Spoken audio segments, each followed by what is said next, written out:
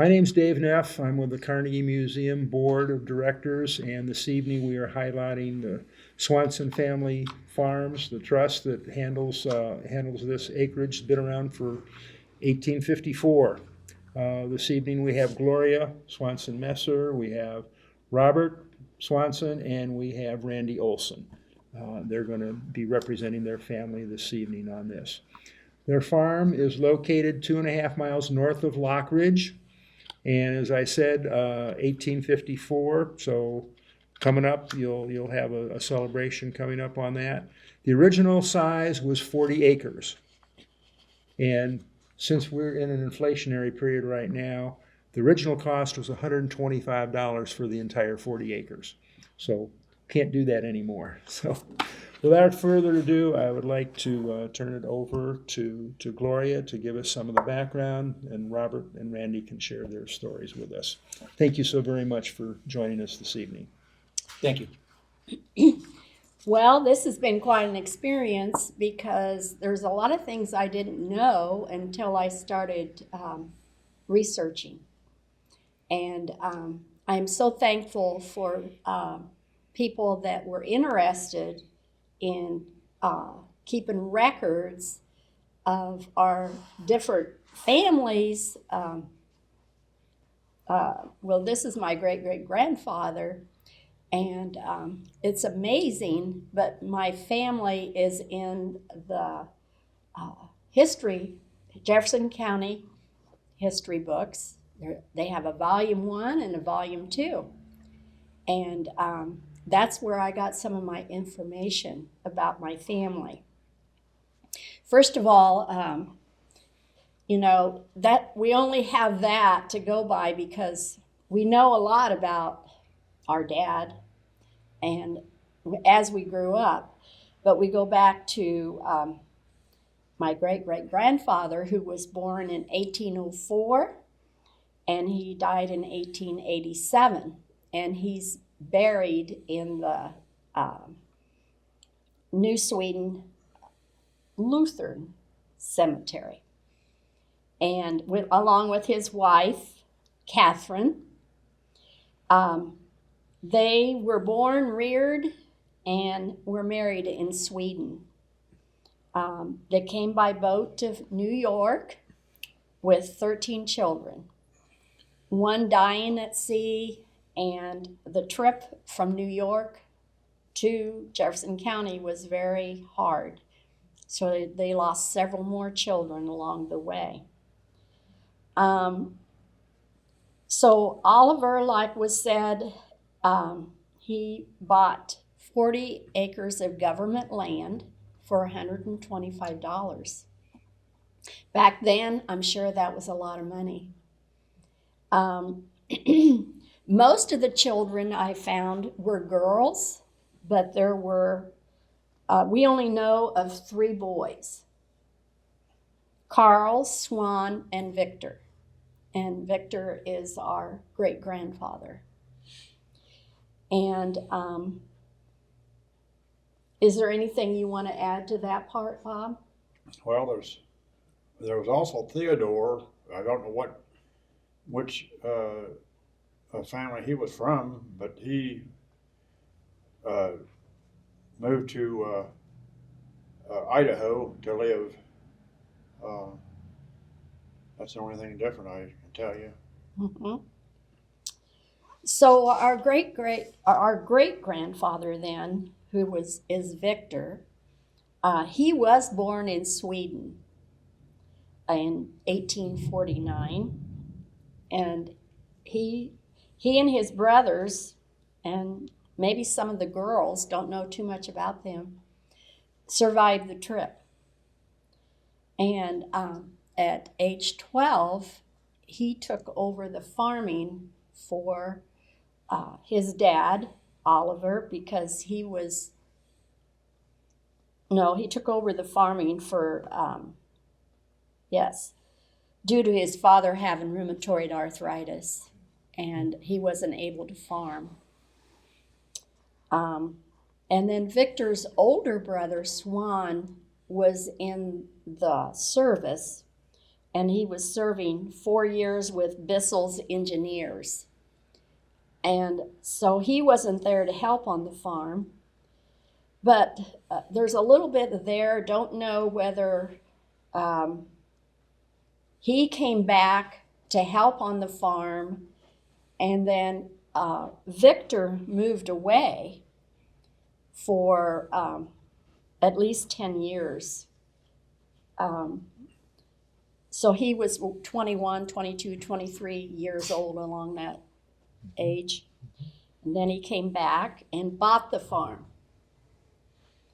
And then in 1875, Victor married Ida Legstrom, and they had 5 children: Eva, Stella, Charles, Clara, and Bill. And Charles was our grandfather, and he expanded the farm to 240 acres. And he was very active in the community. He was director and stockholder of the Lockridge Bank. And I do have a little bank up there in the display that is Lockridge Bank. And he was also director and president of Victory No. 8 School. And you want to talk a little bit about the school, Bob? All I can say about it is he helped build the school. He was one of the carpenters who built the school, and then he was supposed to have left his initials in one of the windows, but we never could ever find the initials. That was in some of the information that had been written. We would have loved to found the initials. He was also president of Four Corners Creamery for 10 years. So this shows that he was very active in the community. And then about that time, the Depression came along, and our family lost 80 acres due to the Depression. And so that put our acreage back to 160 acres. Our great-grandfather and grandmother are buried in the Lockridge Cemetery, along with our grandpa and grandma, Charles and Anna, and also our parents, Raymond and Wilma Swanson. And so we pretty much stayed in the community, and that doesn't happen nowadays. The kids are scattered and don't stay right in the community. Swanson moved to Swedesburg to farm. He moved there because the ground was rich soil, and he raised his family there.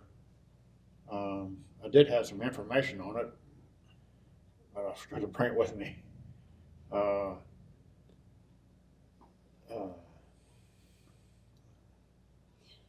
Bob has done some research, more so than I, on Swan.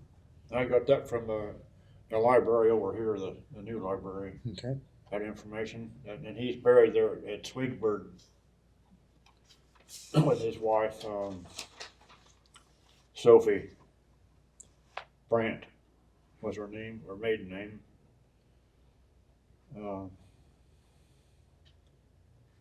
That's pretty much about all I know about him. He changed his name to Swin, from Swan to Swin.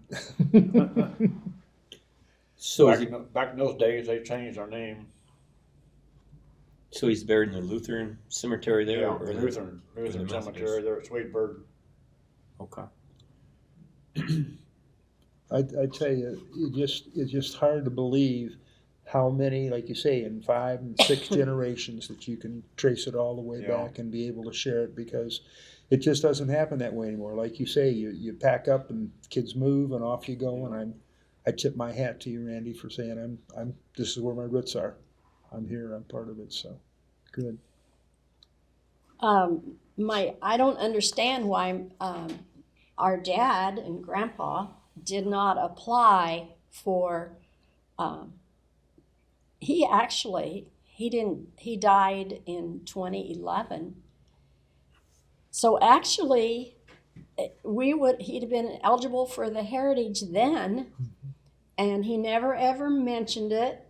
And then I saw where there were several people applying at the Iowa State Fair. And so I started kind of digging, and this is what I came up with. So on further here, we're going to know more about our families because we've experienced time and making memories with them. And so that makes a big difference. But I'm so happy that there was someone that could and did write down things in a history book so that we could know a little more about our family. So now we're going to our grandfather, Charles and Anna Swanson. There were 3 children born to this union: Blanche, Raymond, and Vera.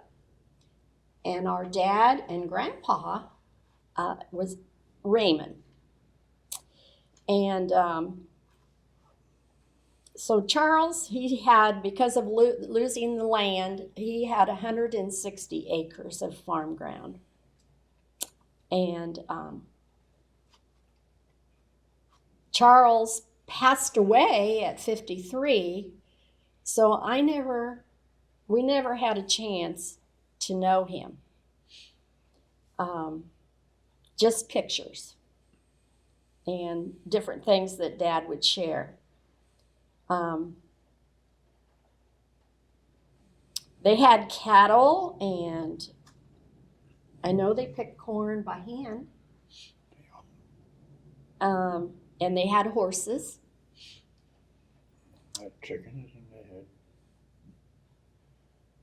had. And then Randy Dad mentioned that during the Depression, Grandpa had a car that he had to put up on blocks. He couldn't drive it. Yeah, definitely. I mean, somewhere 1929 to 1931, 32, somewhere in there, they had a Model T car. Depression came, didn't have any money, couldn't afford gasoline, so they put it up on blocks. And I remember there was, the story goes, where there's a person who owned the gas station in Lockridge.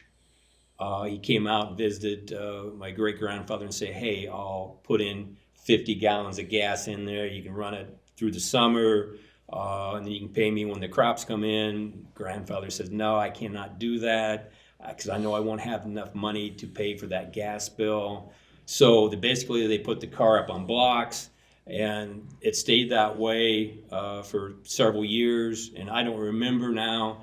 They ended up selling the car to somebody, for like $50 or $100 or something like that. And I kind of can remember the story went, well, some of that money had to go pay for the gasoline bill that they couldn't pay when they had gas. And so for the next several years, they drove a buggy to Lockridge, which, Lockridge is 2.5 miles from where the farm was. And so instead of taking the car, they had to take the horse and buggy. So yeah, I remember one of those stories. That's what I was thinking. Thanks for sharing that. So anyway, my grandpa Charles, he also was active in the community. He was also a director and stockholder of Lockridge Bank. He was president of Victory No. 8 School. And another interesting thing is he took part, I would have loved to have known him. because he took part in plays in the community building in Lockridge. They dressed up as characters and put on plays. Yeah, that one picture you had, wasn't it kind of like a stag play? I mean, Yes. all the members of the play were men, and boys and men dressed up as women. Yes. And so Yes. you've seen that picture, and our grandfather, he was like, was he, He the was the bride? bride. He was the bride. And you kind of say, well, what are they doing back in the 30s? I mean, we'd have people protest in the streets if we had that here in today's age, but they just went ahead and done that type of thing, and they had fun with it. So I don't know what you say about that then or what you say about us now. I don't know, but it just kind of shows some of the differences. So it'd have been fun to have known a little more about that, not just have a picture to see. So my dad, Raymond, was the only child that graduated from high school. Neither one of his sisters graduated from high school. And so, like I said, Grandpa died when he was 53 years old. So my dad took over the farming at a young age. So he, I think, was probably around 23, 24, because it was before he and my mother got married, because Grandpa died before they were married. So, so Dad took over the family operation, caring for his mother and his sister. One sister had left home, but the other sister was still there.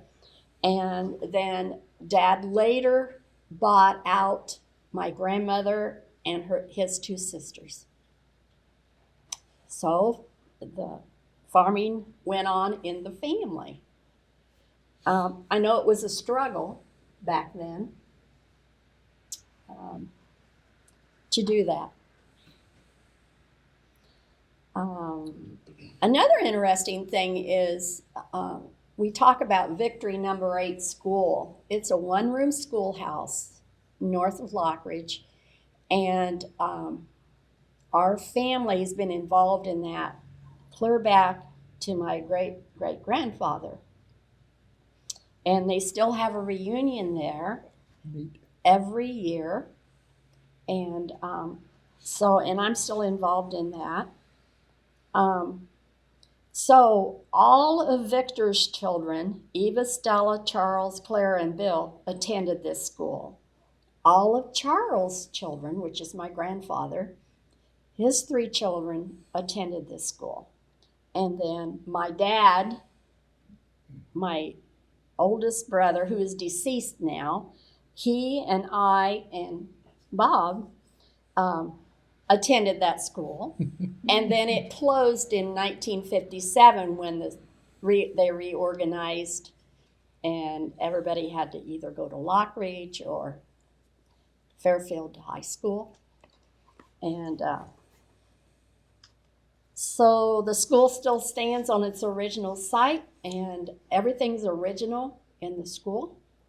And so it's just fun once a year to go and reminisce. There are about 15 people that went to school there that are still living. So we're trying to involve the younger generation to keep it going.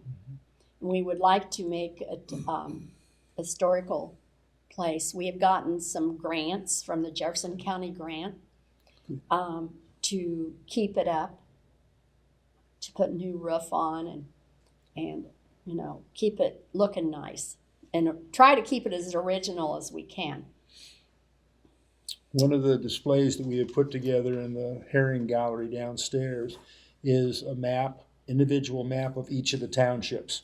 And we try and have notations where the schools were, so people realize you had to be within, 2 miles, so you could ride or walk and get to those schools under your own power, and not have the vehicles and other things that we expect to have today to get around. So I'm so glad to hear that it's still there. It still is, and we walk to school. How far do you have to walk? Well, Good. Uphill both ways? yes. probably a mile and a half anyway. Mile and a half? Mile and a half. Yeah, across the pasture. And you guys walked there by yourselves. Your parents didn't take you by your hand That's and walk right. you. I mean, as soon as you were 6, 7 years old, you went, and if you ran across a mountain line, you had to wrestle the mountain line to get to school, or whatever the case may be. But that kind of happened to you one time when you was first going to kindergarten to grade school. And Well, tell a story about how your brother ran away. One time when Larry was, before he went to school, he had the trap line, and he went over this bank, and in the trap was a skunk. Oh, no. Well, the skunk sprayed him, so he had to go jump in a creek or in a pond, to get rid of that smell. And he did go to school, but the teacher sent him home. I'm sure she did. Oh, my. My older brother, Larry, we're just 15 months difference in age. And like my son said, I told him about this. I was always kind of scared of every little thing. And so he ran off. I was heading home from school. He ran off and left me. And so I went back to a neighbor that was close to the school. He was an older gentleman. And I told him, I said, and this is a skunk story again, I said, there is a skunk down there in the timber and I can't get by to get home. So he walked me 3/4 of the way home, and bless his heart. And but yes, when we weren't very old, and we still were expected to walk to school. And Responsibility at an early age. we did. Yeah, We did. Nate. Okay. So Dad was born in 1920 and he passed in 2011. And Mom was born in 1921 and she passed in 2014. They had 4 children. My brother Larry, who's deceased, myself, Robert, who I've always called Bob, and Richard. Richard is 10 years younger. And at this time, Dad bought an additional 60 acres, and that brought the farm back up to 220 acres. And we planted corn and soybeans and had hay ground. And we had chickens and milk cows, sheep. Dad they weren't able to go too far from home because they had to milk cows in the morning and at night. And we sold milk and eggs. The cows were milked by hand at first. And then later he got milking machines and sold milk. We had a lot of chickens and we sold eggs. And I guess I'm going to tell this little story about myself. You have the floor, please. With the chickens, this shows that kids will be kids. And I think I would have just really spanked myself hard if I would have been the parent. But anyway, I was rebelling. I was supposed to go gather the eggs. And this is something they depended on for a livelihood, was the eggs, because they sold them. Rather than get the egg basket like I should, I was rebelling. I didn't want to gather the eggs. There was a lot of eggs. I went and got me an old box, put them in this box, and on the way back to the house, the bottom falls out. So we lost all of these eggs. Oh, no. I think about how horrible that was. And I can't remember the punishment I got. I'm sure whatever I got, I deserved. But that, you know, as we have raised our children now and have grandchildren, we look back and we think, you know, I guess we've all been a little rebellious at times in our life. With the eggs, would people come to your farm to buy them, or would you take them to Lockridge and sell them? Take them to Lockridge and sell them. Okay. And At the grocery store there, or Mhm. who sold those? at they're at the bottom of the Bottom there, hill. where the grocery store was at. Okay. Which was can't remember who ran that now. It's been too long. Sure. But and they all had to be cleaned. They had to look really nice, so you had to clean them. So that was one of my jobs too. So when us three oldest kids graduated and left home, Richard, our youngest brother, who is not here today, but he was 10 years younger. And I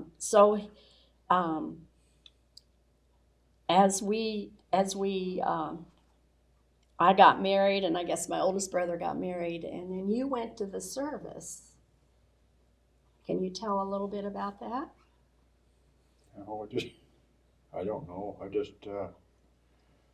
went to the service and went in the Army. Went to had boot camp in Fort Campbell, Kentucky. Had my what they called my AIT training. It was in Fort Ord, California, and I went over to Vietnam. Mm-hmm. And then I was with the 18th Engineer Battalion. I was a mechanic with the 18 engineers, and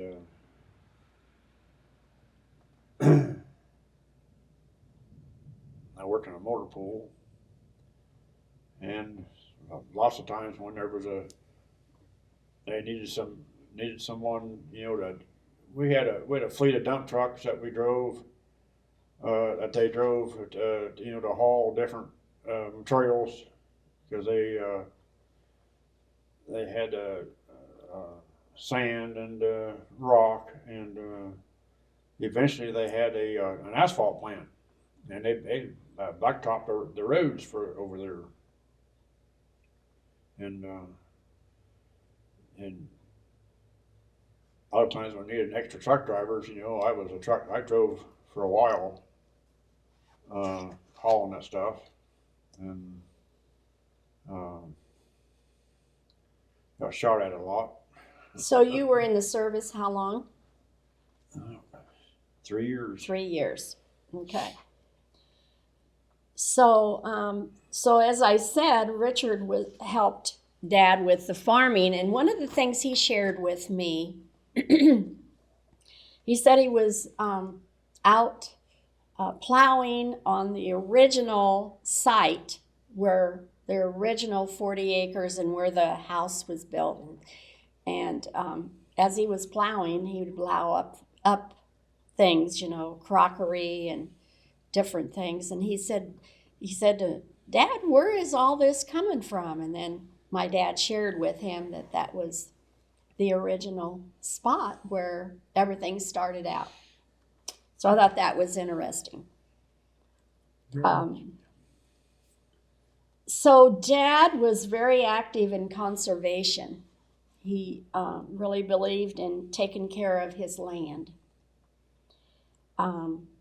He was a 4-H leader, a church deacon. He was active in Boy Scouts, and he was a lay minister. And Mom was a church deaconess and a Sunday school teacher. They were very active in the community. Very, very proud of them. And Mom was a city girl. And she grew to love the farm. And when it came time to, their health was failing, she didn't want to move, but Dad knew it was time. So I thought that was interesting. She grew to really love farm life, and she grew up here in Fairfield. Graduated from Fairfield High School. They were active in the Lockridge Baptist Church and Gideons, who, you know, they give out Bibles to different people. They were very active in that. So, anything you want to share to this point at all? Randy or Bob? Yeah, well, I guess I just got a couple stories I kind of remember. I mean, obviously, I don't remember back to 1854, 1900, or any years of that nature. But so my memory kind of goes back from the late 60s till now. And so I remember being at a family gathering. I don't remember whether it was Christmas or Thanksgiving, and some of the granddaughters was saying, you know, tell me about the good old days, Grandpa.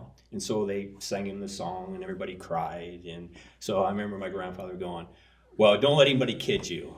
These are the good old days right now. There's no better days than what we have right now. And what he meant by that is, you know, what they went back through in the 40s, in the 30s, in the 20s, they had to work for everything they had. They had to put in long, hard days.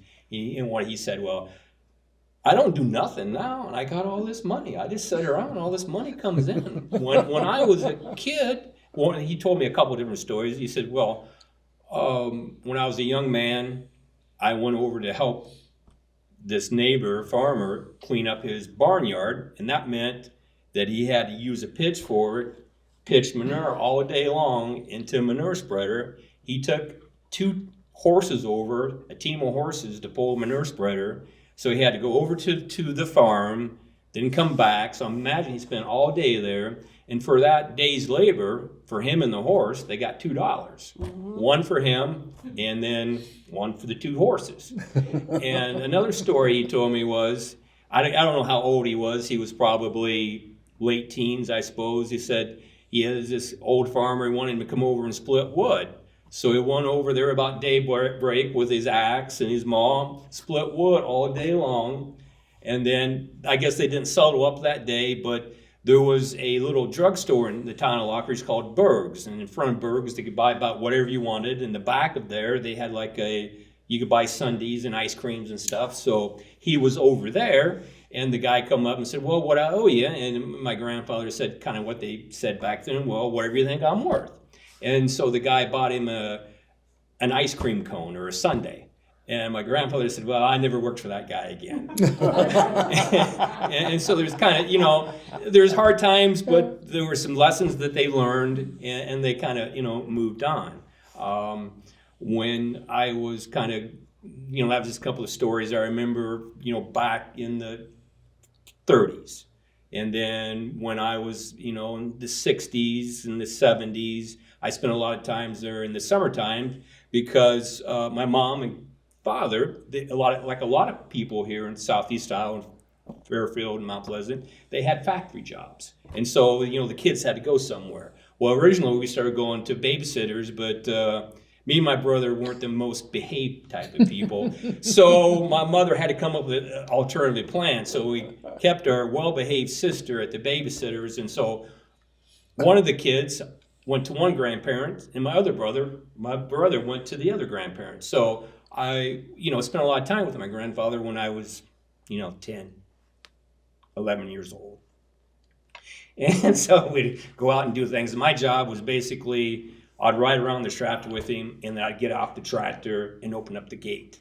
And then I'd close the gate. And then, because he couldn't get off the tractor because he had arthritis. And he had, you know, when he was a kid, he was in Lockridge, and he wanted, and at that time, the highway went through Lockridge, and so there's a lot of traffic going through Lockridge. Mm-hmm. He went across the street one day. he got hit by a car, and he got thrown up, and he got hit by another car, and so he spent like 2 or 3 months in the Fairfield hospital. So he was all kind of bunged up, and his legs, one leg was about an inch shorter than another leg, give or take. So he had a lot of hip problems. Anyway, so my job was to get off the tractor and open the gate, close the gate, and then when we would, hook up to the mower, I'd get up, stand behind the tractor. You're not supposed to do this safety-wise in today's age.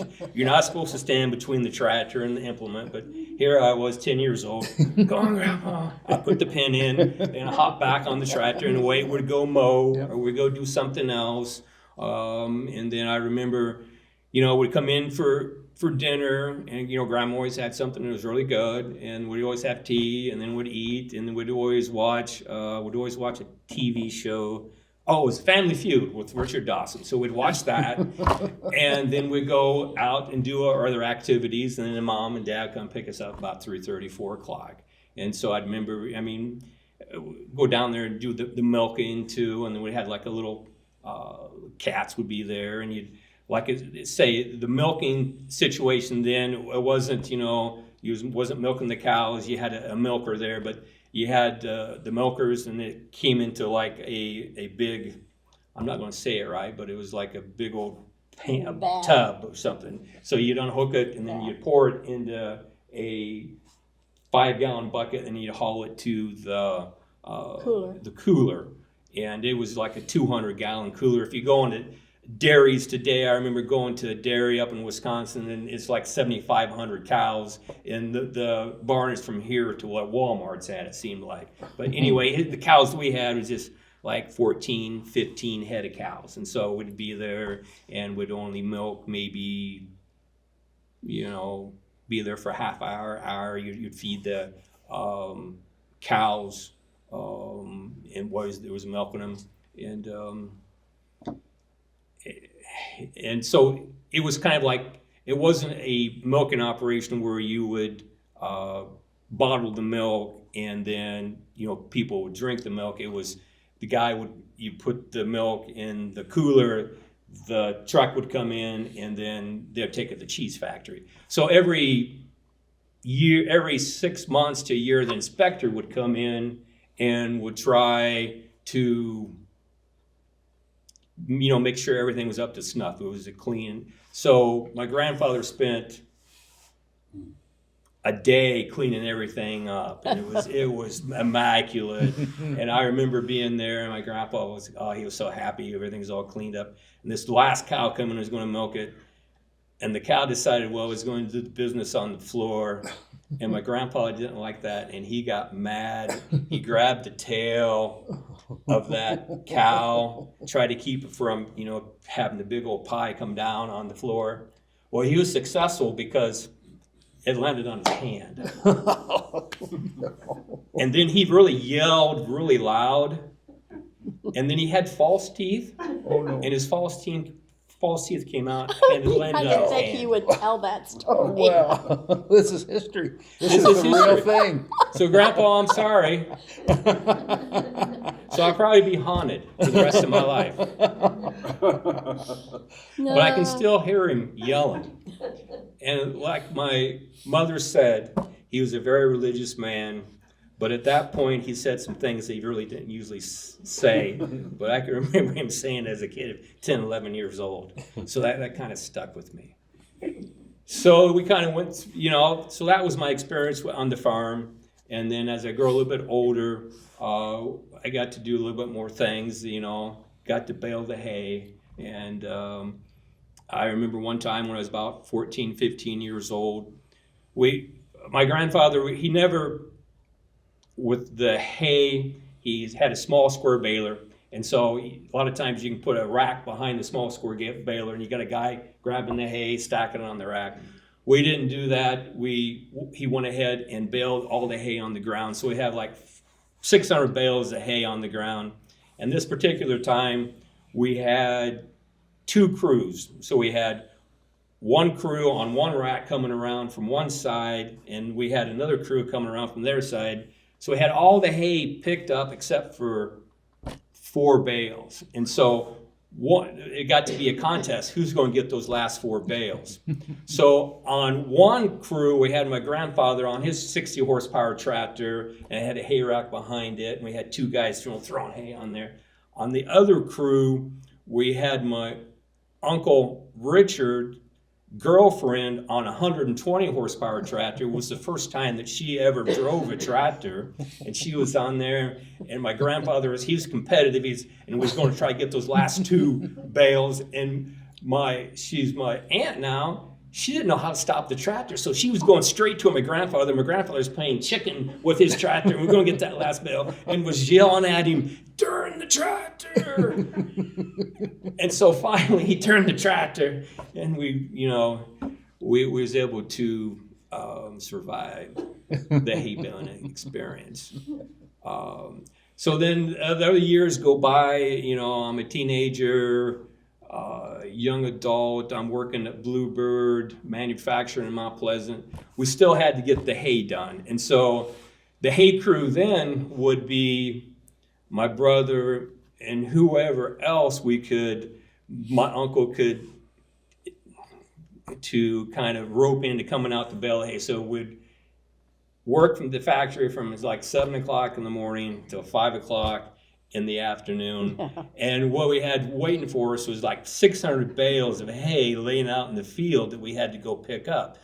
So we'd go punch out, and then, my uncle, to entice the kids to go bale hay, we'd say, "Oh, go up to the local convenience store." So then he threw a 12-pack of Old Milwaukee in the back of the car, and we had to drink that between then and by the time we got to the hayfield. And so by then we was well lubricated, I guess. And so we had some motivation to do the hay. So all of a sudden it got to be like, I'm hearing stories I didn't know about. Well, Mom. "You didn't hear about this story?" Well, this was the standard operating procedure in the summer. I must have been in the service when all that was going on. No, you was past the service, because that was been like in the mid to late 60s. This was like the mid 80s. Bob, you'll have to tell about your arrowhead hunting. Arrowhead hunting. Yeah. Yeah, I took up that when I was 16 years old. I started looking for Indian artifacts, and over the years, and I just, I don't know, Oh, you have quite a collection. well, I do now. I've got 35 axe heads and a bunch of arrowheads, quite a few arrowheads. I store them all in cigar boxes. And some of the cigar boxes are pretty old. Now, you found some of those arrowheads on the farm, right? Yeah, found some on the farm. All up and down Skunk River, all up and down Brush Creek. And I found some on Big Creek.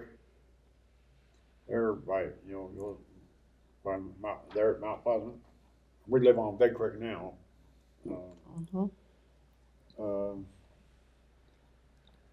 No, I don't have any of them in display. They're all laying in cigar boxes. I've never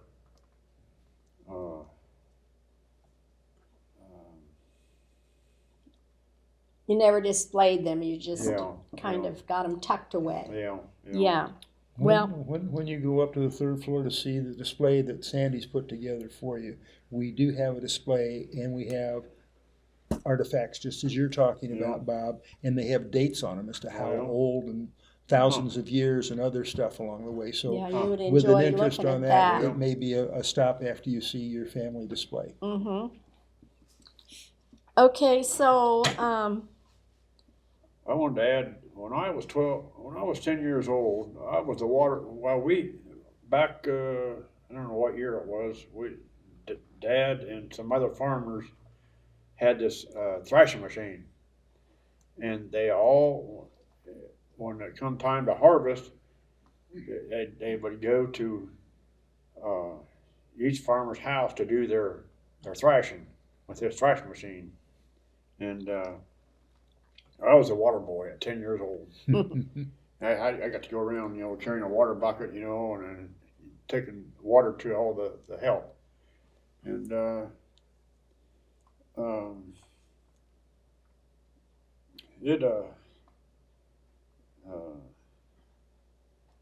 and when I became 12 years old, put a shovel in my hand.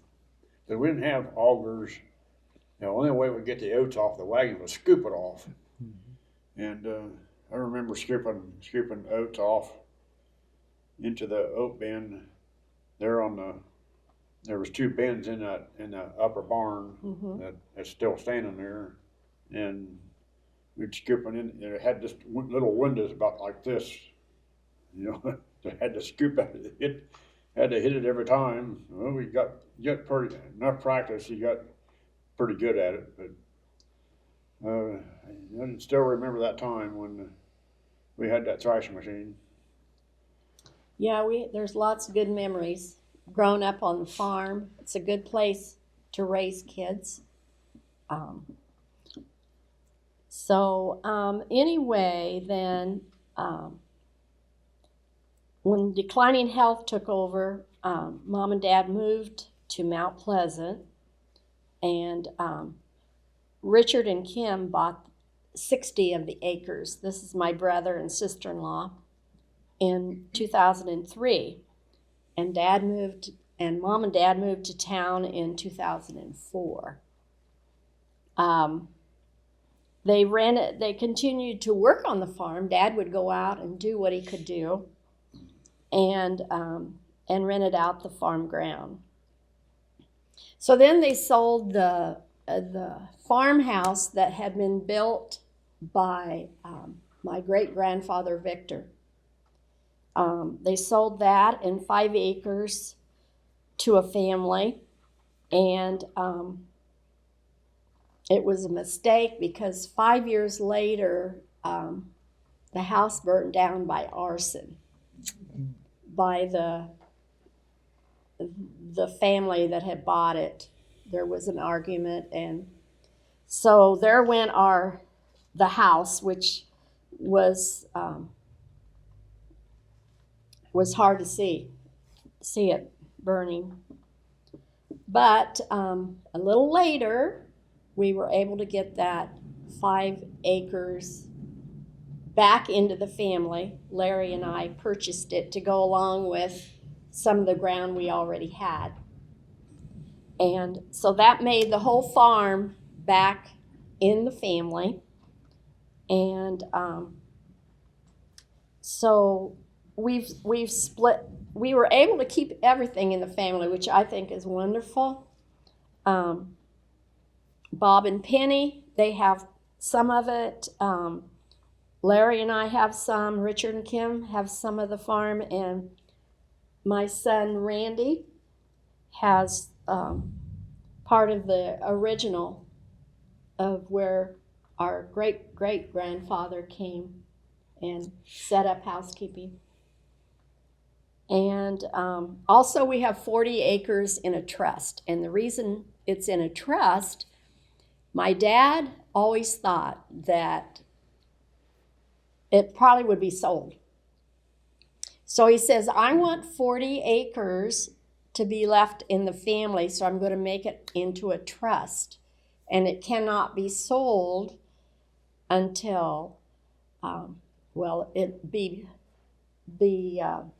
Bob and my grandchildren, our grandchildren can have can sell it. But there's about 20 or 22 of them with all of the families.